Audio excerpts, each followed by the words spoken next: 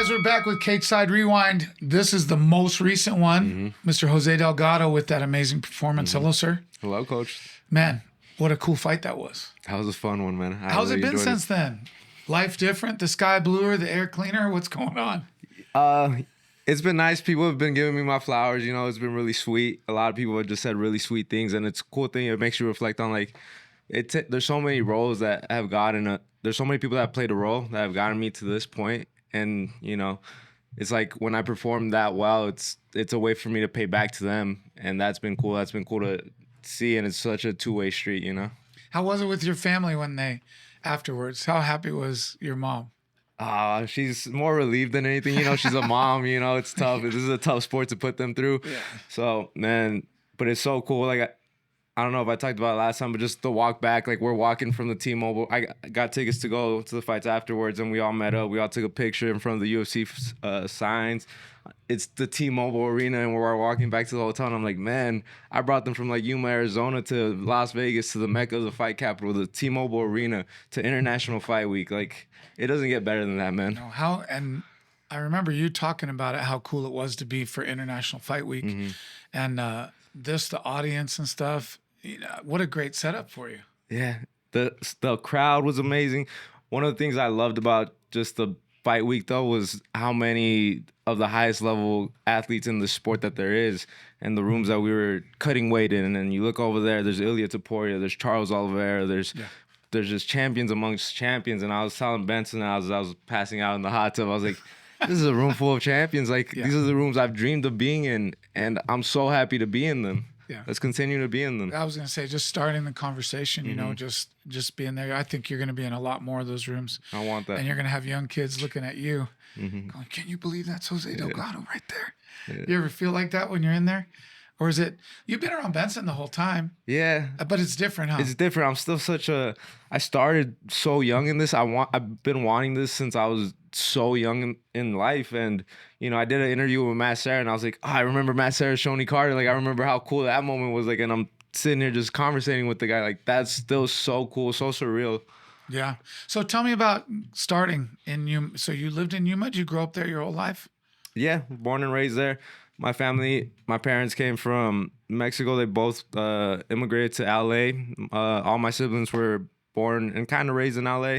I was the last of 7 to grow up there. 7. Yeah, no wonder you turned into a fighter. Don't mess around, man. Yeah. You're trying to survive from the beginning. Dang.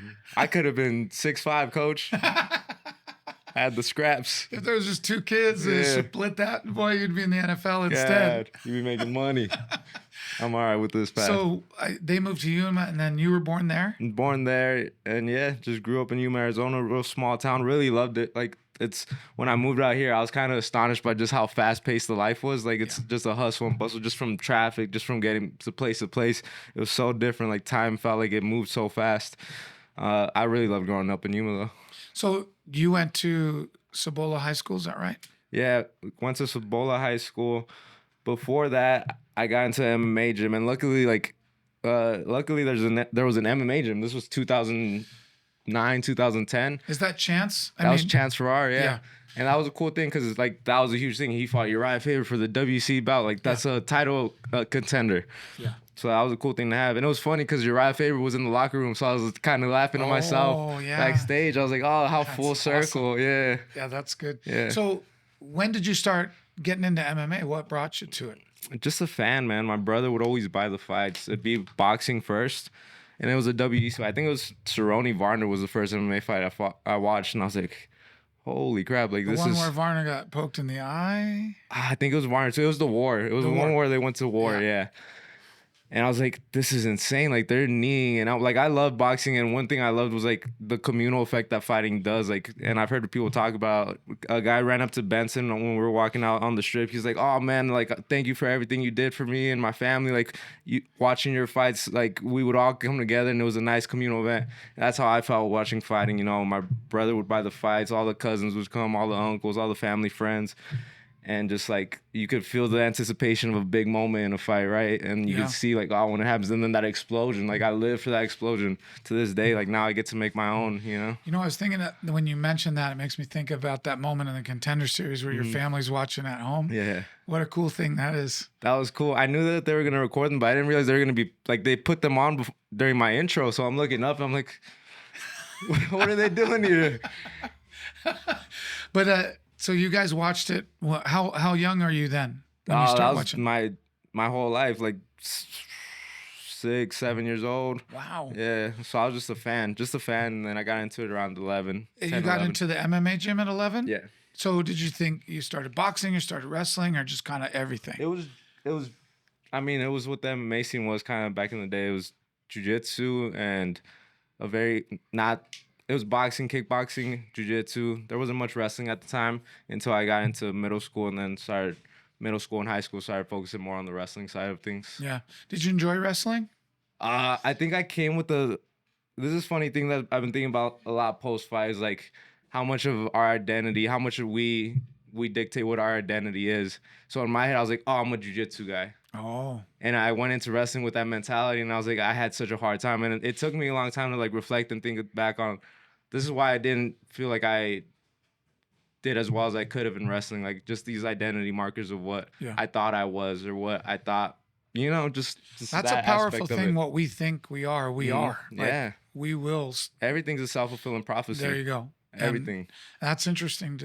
Did you start to like it more? Did you wrestle all the way through high school? I wrestled all the way through high school. I feel like there was like phases, just things going on personally, like where I was like going through waves of like how committed I was. There was a couple times where like I took the summers off. I wasn't as committed. For the most part, I wrestled year round. I feel like I made a switch my senior year. I did relatively well. I was like 14-2 in the state. I avenged the 2 losses. I was looking pretty good going into state, and then I lost my varsity spot before state. Oh no. Yeah, so I was heartbroken, coach. I was in legit. It's so funny to think back, right? Because it's just high school, but at the time it was like world ending. I couldn't believe it. Yeah. Oh my gosh. We got to find that guy. Let's invite him in. Yeah, let's get him in here. We're gonna take our varsity spot back. But sometimes those it's important. Those moments of loss are things that drive you later. Yeah. You don't even know it. No, I came in with a chip on my shoulder. Like I really did, and like the relationship with that chip on the shoulder has changed. Like it's still there, but like it doesn't consume as much as it did early on. Well, I mean, things have changed. You're older. We learned how to use those things, you know? Yeah. Michael Jordan always talks about, did you see The Last Dance? Love The Last Dance. He's everything. And so I took that personally. Yeah, that was me. You know what I mean? Yeah, that was me for everything. So did you play any other sports in high school? Not in high school. At that point, I was pretty committed to wrestling. I wanted to be good at it. I knew what the MMA landscape looked like. It was like Matt Hughes, GSP. Like that was what was happening. So I knew that was a thing you had to focus on. You had to be proficient in. Yeah. Well, that's amazing. You know, you're part of the next generation of kids that aim for MMA their whole time. And so they're like, oh, I have to wrestle. You know, at the gym now, we have kids where they're like, I want to be a fighter. I'm like, well, get into your high school gym and wrestle. Yeah. Because you can't replace that. No. You can learn it later, but it's very hard. Yeah. And that kind of circles back to that identity thing too. I was like, oh, like in my head, everything was geared around like perfecting, being like the best MMA version. But it limits you if you don't surrender yourself to the art of wrestling, the art of jiu-jitsu, the art of boxing. I've heard Ilya talk about that. Like he focuses on those specific things and he just goes down the rabbit holes on those specific things. You have to. Yeah. And then there's a time in camp to build the game together in cohesion. Right? Like you have to do certain things when you get to camp and that will narrow your focus. But I hadn't heard you talk about that before and I haven't thought about it, but I talk to fighters about that all the time. Like you want to be a world champion black belt in jiu-jitsu. You want to be a Division I national champion in wrestling. You want to be a K1 kickboxing champion. You know what I mean? Yes, why not? Like your goals, not to be those things. Obviously, that'd be great, but to be that level. It's the striving to be that too.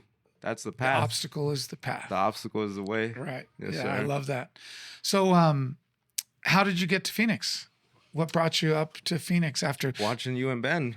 Really? Yeah, I was supposed to go to college, and like I hadn't done well academically in high school. Like I just didn't care, you know. And I was like, in this pathway where like I was like, all right, in my head I was like, if I win this, it's so funny to talk about like this. If I win this state title, then I have the evidence to say I should pursue MMA. That gives me enough evidence to go to my parents, go to like my mom's an immigrant. Like the American dream is an education and doing well for yourself, getting a good job, making a family. Like that's what it is. So that pressure was there, and you wanna do right by them. You know, they sacrifice to give you opportunities. You want to do right by them.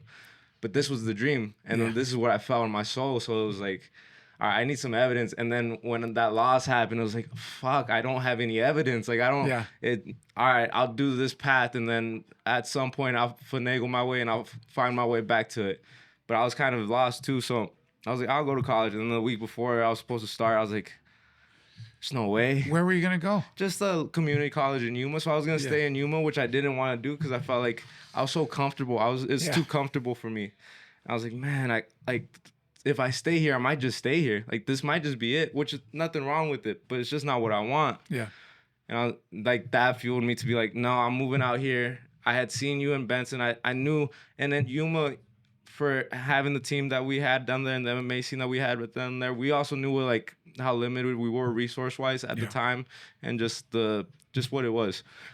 So everyone would always push that, especially like I remember my brother would train with Calvin back in the day and be like, hey, dude, like if you want to make it, like go explore, go see what the other cities have to offer with the other high-level MMA gyms. Like go see what that has to do. So I always knew in the back of my head, like, you got to kind of go explore. And so I knew where the high-level gyms were. It was, in my head, it was like San Diego Alliance and the MMA Lab. Those were kind of the two in my head. And I had a sister out here, so it just made the transition easier. I could move to my sister's. I could start working and eventually get my way to the lab. Yeah. Dominic came from Tucson. Yeah. Dominic Cruz came from Tucson and then out to San Diego. So that I didn't think about that. But I was a big Dominic Cruz fan. I loved the footwork. You just gotta love him. He was such a great fighter, you know. Did things his way too, but terrible to deal with. I bet. Had to deal with him, it'd be awful. Yeah. Trying to catch that son of a gun. But did you know Efren was from Yuma and Kelvin? Yeah. Did you like emulate them at all? Were they influences at all? Yeah, I mean to go and see Efren win the Ultimate Fighter, like that was huge. Like, oh man, and I was really young when that happened. That was kind of when I started getting into MMA. I actually don't know like at what point I might have started after that. So he might have been really one of the bigger pushes towards it. And then Calvin was a kid. Calvin was like 15, 16. He took my sister to prom, actually. It's kind of funny. How funny is that? Yeah. But he was around and like like I remember like my brother used to train with him and we all knew how good he was. Like we all knew how talented he was. And then he started taking MMA fights. So it was cool to see like you could see like the very beginning of it. You could see the kid making Somebody this transition. to aim for and he's fighting adults. Yeah, and he's doing it and he's from the hometown and he's doing well. And to see that progression and be super young, get into Ultimate Fighter by 20, and you know that was huge. So all those guys, Kane was a huge deal. Him fighting for a world title was a huge deal. All these guys played major roles. Oh, but so you were a Ben fan, yeah. But mostly it was a MMA fan. It was like the WC fan, and it was like knowing. All right, well, that's a high-level gym. And I had heard of the guys coming in. Edgar Garcia would come through. Calvin would come through. So I knew of the lab from the Yuma, like, MMA guys. Yeah. They used to come up. Chance has been up a few times. Terrell, who's worked with Calvin and Efren. So we're friends, cousins almost, you know? Yeah. Well, that's cool. When you got here, you living at your sister's then. How did that happen? Like, you came in and what happened then? Yeah, well, for like a year, I was still rattling these ideas of like, man, I don't have the evidence to support this. Like, I already failed at trying. You know what I mean? That was the thought process at the time. So it was like, it's so funny to think back on it within those terms. But that's what those are what the parameters felt like at the time. So it was like a year of working at a warehouse. A little less. It was like maybe 6-8 months of just bouncing around, like a warehouse job. Worked at a hospital, and then I was like, what am I doing? Like, this is what I want. And my brother-in-law, my sister's husband, I've known him since I was 5 years old. We're very close. So, like, it was like, dude, like, what are you doing? So, like, those conversations were very impactful. And it just made me be like, and it's funny, too, because I drove up here and I was like, all right, I'm going to do it. I'm going to start. Because I just knew in my head, once I started down the path, like, that was it.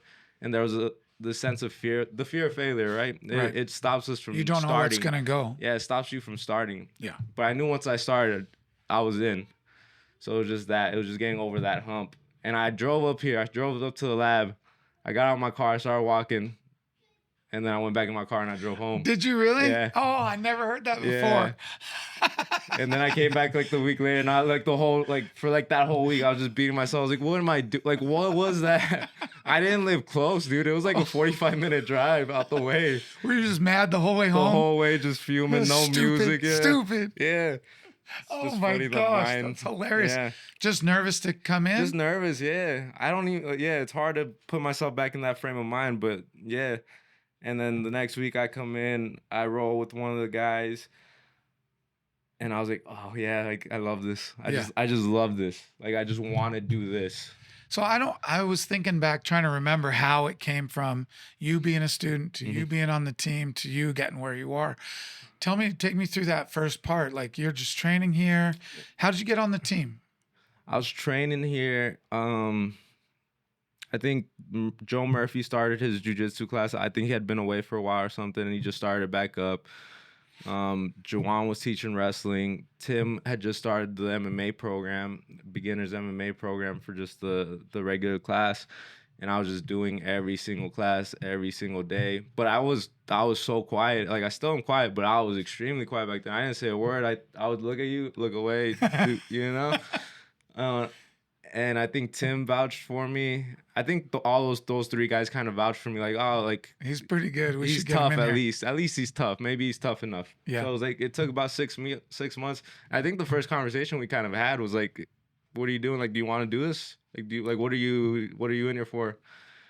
And I was like, "Oh, I'd like to fight." I probably stuttered through that, but I was like, "I'd like to fight." And you're like, "All right, come on next week." And it was like 6 months of just taking regular classes, but just obsessively taking regular classes. Yeah. Well, that's a story of a bunch of guys that have had success here. Is they just kind of shut up and bury themselves in the work, and it all turns out pretty good. Yeah. So when did your relationship with Ben, like, so you came to the lab, you get on the team. Obviously, he's the guy. Yeah. In the room, right? Absolutely. Setting the example day by day. And you guys have become really close, a special relationship. Tell me a little bit about how that developed. Yeah, I got on the team, I think, December, and then I think we were moving to this place, like in January or February, whatever it was. February 2nd, I think. Yeah, so I got on the team in December. I get my nose shattered by Kadeem my first sparring session. He headbutts me, my nose is over here. And you look at it and you're like, oh, all right, like go get that fixed. Is it all right? No. Yeah. I was like, let's just keep going. Let's finish the round. And Kadeem was like, nah, I think you should go talk to Crouch. And I was like, all right, whatever. And then you looked at it, and I think you gave me one of these. I was like, it must not be good. Is it always over here, or is it supposed to be? So went, got that fixed, come back. We're over here. And I think Ben might have been out. So, like, I had been in the room been on the team for maybe 3 months, 4 months, and never had any practice, never had any sparring, never had anything with Ben. And we sparred for the first time, and I just remember he kicked my lead leg so many times, and I just kept marching forward, and I was like, all right, well, this is the price to pay. Yeah. And I just remember I woke up the next day, I had a sack of blood from up here to right here, couldn't walk, had to call off work, and I was like, ooh, all right, price to pay. But after the fact, and I didn't, unbeknownst to me, just, you know how Ben is, good job afterwards, however the round goes. However not good of a job you did, slap on the butt, good job. And I was like, all right, whatever. That was cool. He probably thinks I suck. But I don't know, maybe like 6 months after that. And I think from like that and like 6 months after that, I don't think we really had a conversation at all. We probably sparred a good amount, probably drilled a good amount. But like 6 months after that, he kind of just walks up to me, 6, maybe 8 months. I forget the timeline in my head. It might be a little longer. It might be a little shorter. But he just walked up and he's like, Mario's my #1 draft pick. I think he's going to be a world champion. I think that of you. And I thought that of you like early, like kind of based off of the first ass whooping he gave me. And I was like, and I tried to mutter like oh man, thank you. But he's like, don't thank me. It's not, this is nothing to be celebratory to. This is a responsibility. Nice. This is a responsibility. Like, this is almost an anointment. Like, you have to live up to it.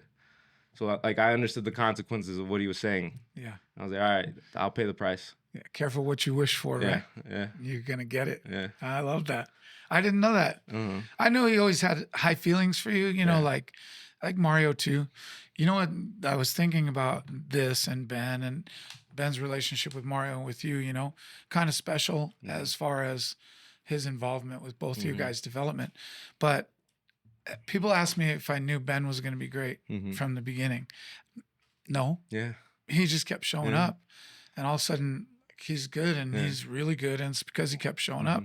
And I felt the same way about Mario and you, both you guys. I love, and you're the toughest people I know. But it wasn't like you came bursting onto the scene. No, this wasn't raw talent by no means. No, it's just crawling up the mountain Yeah. step by step. I think that's a pretty cool parallel between the three of you guys, starting with Ben, and then you mentioning Mario. Oh man. And then you're doing the same thing, man. Trying. Yeah. Yeah. Oh, that's great.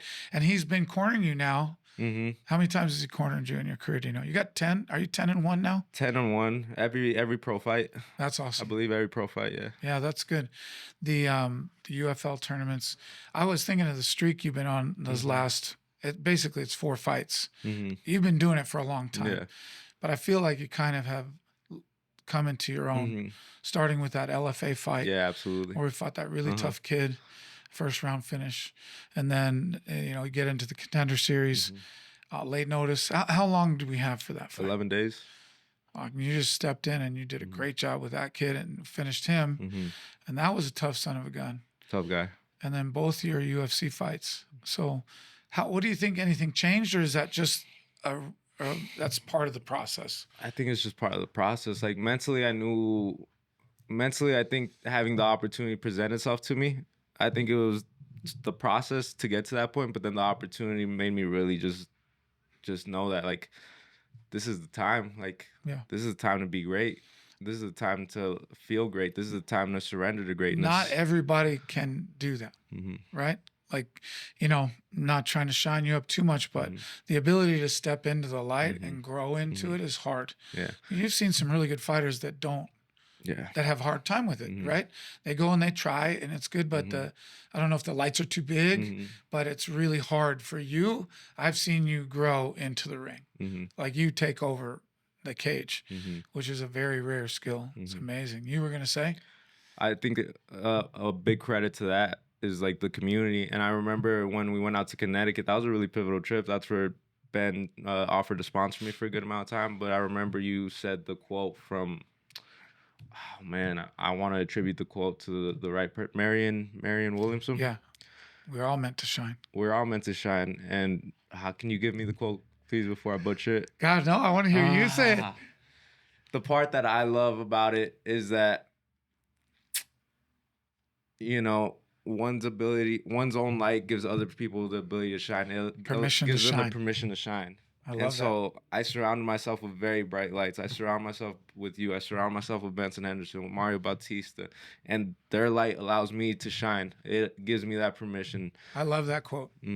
Because so often we feel guilty about, we want to blend in. And that's who I was early on, the longest time. I think that was the hardest. That was one of the biggest shifts, was like, not trying to be small. Not when it's the time to be where you got to be it. Yeah. I love that quote. Yeah, me too. That's great. And that trip being on there with Benson is, so many people have gone on like UFC trips or big trips with older fighters, more established fighters, and it's given them a glimpse of what they can be, what they want to be. Yeah. Well, and then, so we're here to watch that last fight. Yeah, let's do it. You ready to do it? Yeah, absolutely. So tell me about the guy here. Tell me about the guy you're fighting. Hyder Amil. He's a tough guy, and he's a tough guy because he had a tough background, Yeah. He came from poverty in the Philippines. But I just knew he was going to be tough. I really had a lot of respect. He was going to fight. Like he's a fighter at heart. He's a fighter at heart. He loves to be in chaos. He loves to make the fight dirty.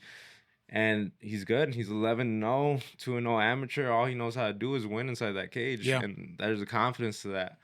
But there's a confidence to the growth I feel like I've experienced through the losses I've had within MMA, within the daily losses that we occur in training, with just loss in general.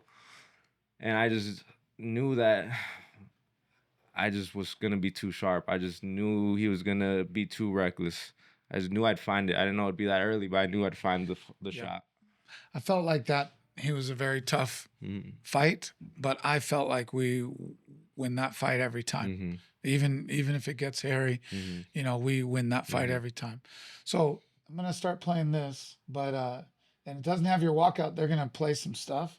But tell me about the walkout. Like what did that feel like to you? Ah, man. I was very focused. So the walkout, to look around, see the arena, was so cool, but it's still, I don't know. I'm still kind of digesting that one, to be honest, because it felt cool. Like, it genuinely felt cool. I enjoyed it. I soaked it in. But the fight was what matters. So you got that at the forefront of your mind more so than anything. Yeah. There's a fine line between being in noticing your surroundings and still staying focused to do what you got to do. Don't you think? Yeah. I was telling somebody a story about Joe Montana when he was in the Super Bowl and they were playing the Bengals. Last minute drive, and Harrison Barton is his offensive tackle. And I didn't know this, but I had done some research because I had thrown it out there before. I talked to Dean Thomas about this. And I guess Harris was pretty tightly wound. Like, and they said he was, so there's 2 minutes left in the game. They're down by 4, and they're on their own, whatever, 4-yard line. And so I guess one of the guys said he was buzzing, like just buzzing with energy. Yeah. And Montana, cool as you can get, he looks down at the other end zone. He goes, "Hey, isn't that John Candy?" And I guess Harris Barton's like a big person watcher, like he likes to find. And it shook him out. He goes, "What?" He goes, "That's John Candy. Check him out, H."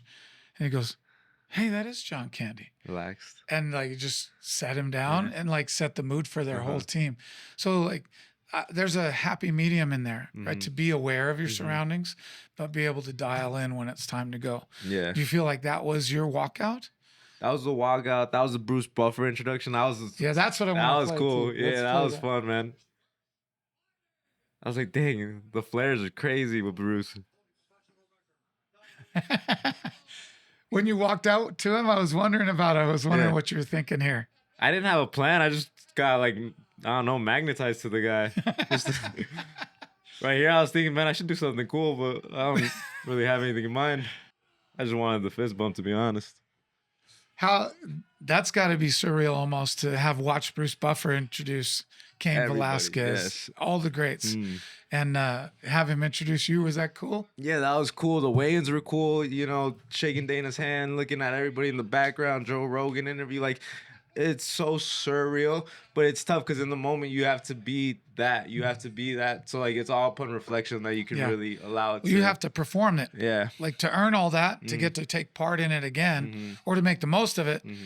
It's the next thing that counts. Yeah. Like you could do something totally uncool with Bruce Buffer, and then you do what you did in the ring. You're good. Yeah. Yeah. Mark Gotti always makes me nervous as a ref. Always. Why is that? I don't know. I always fight with him. Do you? Yeah. He wants me to shut the fuck up is what he wants. What are you thinking here? Anything? This is my cage. This is mine. I'm the best in the world.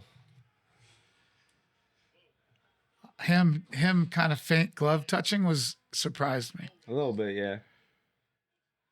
But to me, I say that's desperation.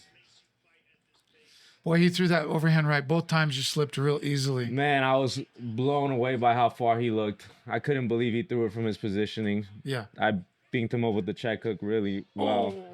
Oh. And man, those elbows went that's deep so in his fast. skull. We're gonna have to watch that again. That was too fast. That fake leg kick, the fake touch leg kick, you think that's just a result of him being nervous?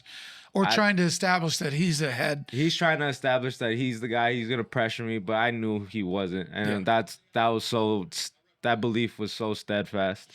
I didn't mind. He seemed a little anxious, energy wise. Like he's always got pressure, but he's not that fast. No, he seemed kind of edgy. I think my presence does that to these guys, and I think my presence will continue to do these guys. I'm steadfast in my belief. Like I know what I'm going there to do, and I think they feel that. Yeah. movement is good. Like he has a hard time this big hand that he misses with there, and he misses. I saw again. that shot come in for like 2 days, and I was like waiting for Yeah. my check hook. I knew that check hook was What do you landing. think about this wrestling exchange? Yeah, we had the opportunity to discuss this on Tuesday. I think in grappling in the room, you know, I'll get a little lackadaisical there, and I think that was the showcasing of that. So future wise, making the improvements, just being so much more disciplined with my upper body, with my putting him in the pocket, putting him in my hips better.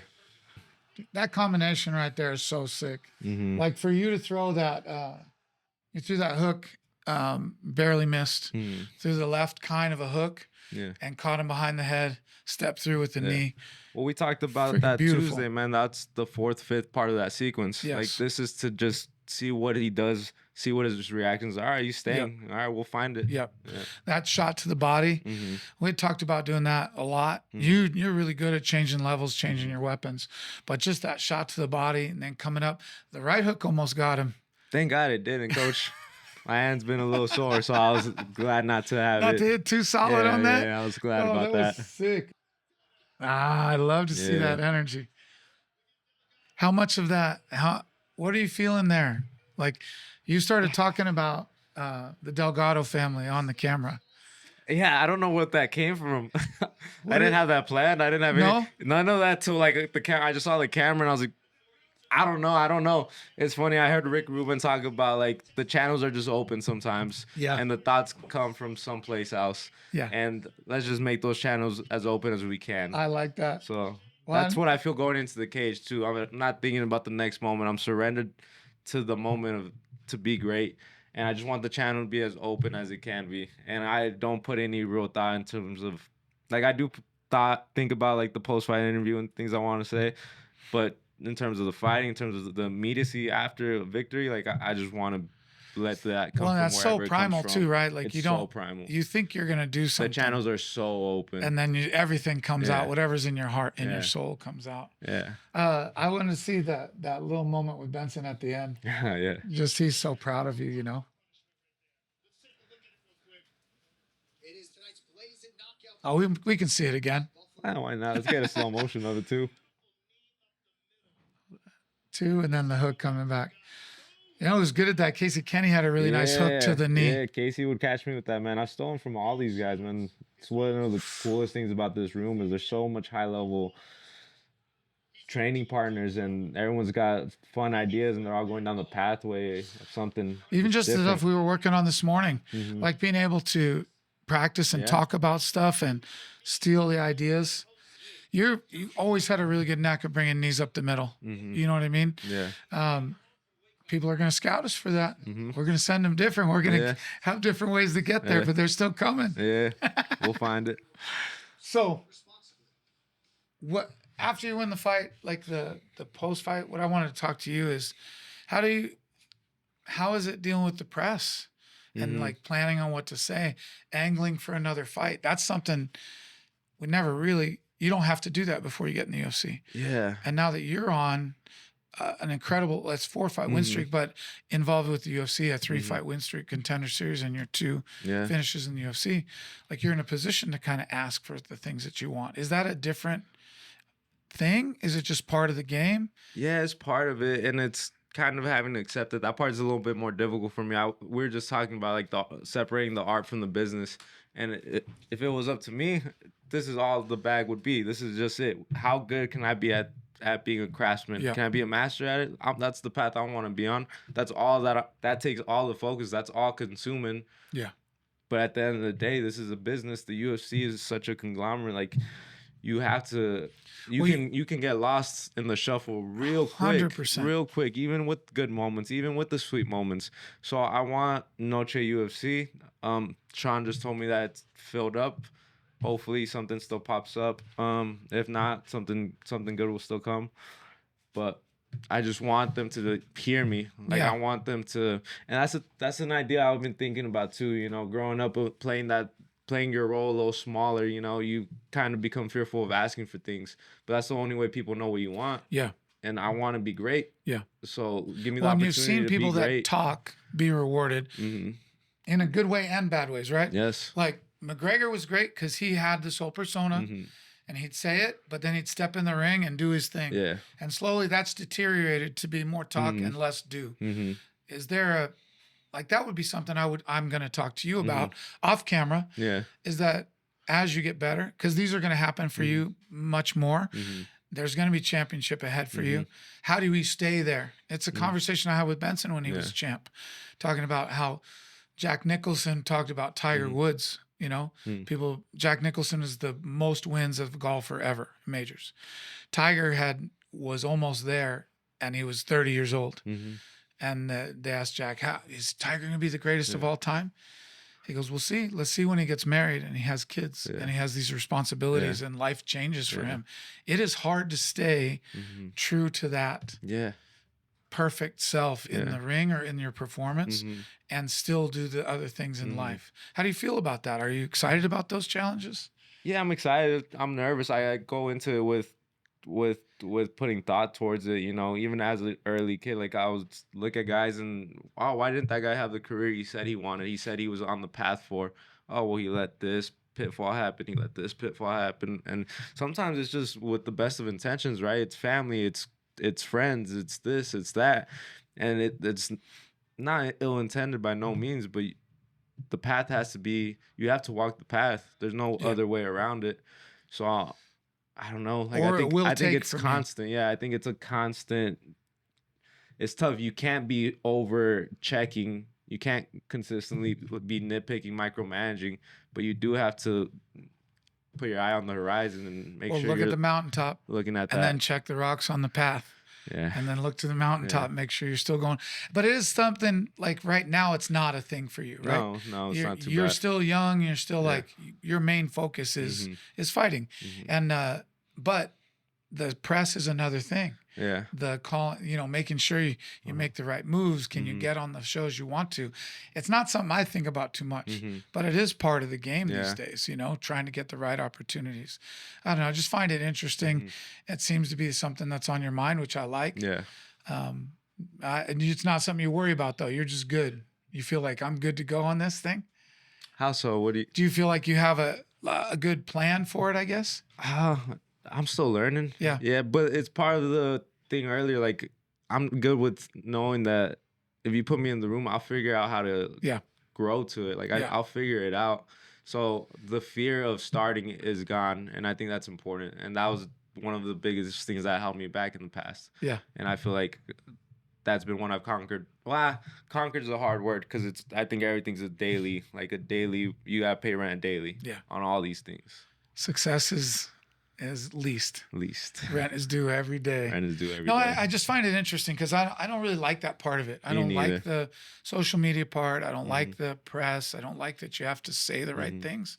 So it's more of a question for you, you know, like, we're not there yet necessarily. Yeah. It's not something you have to worry about yet. But it is something, you know, you want to be prepared for. Yeah. And I'm mindful of, like, what I say and how much, like, we speak on a McGregor, and I think he loses himself in more. You know, you can stare into the abyss of more. I said it in the press conference. Like, I said, I want more. I kind of take that back. Like, I'm very specific now, and I think you can lose yourself to more. I want pound for pound king. I want world championships. I want to be a good man. I want to have a family. I want to be a good son. I want to be a good husband. Like, I want to be very specific with what I want. Because I believe it's a self-fulfilling prophecy. Because they have weight. Yeah, just what we talked about at the beginning. You are going to become what you think you're going to become. And then you just got to do the work to get there. Goals, specific goals as far as fighting, do you have any? Do you think about, like, what is the mountaintop, I guess, for you? How good can I get? Yeah. Not like I want the world titles, I want this, but I want mastery. I want, you know, when I have grandkids one day to be like, I was a master at this, or I want them to have that opinion of me more so than... You want other people to tell them that. Let's have that. Your grandpa was Jose Delgado? Ooh, he was a bad man. Yeah.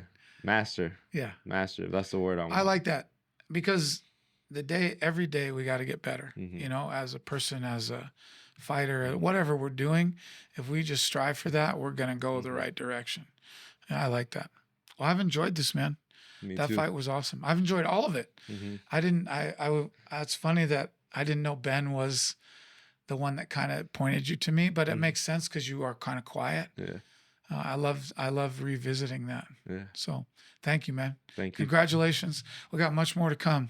Let's get it We're going to be doing this in 5 years. We're going to do this again. Yeah. You know, however long it takes us to get to the belt. It might be your 4th defense by then of that.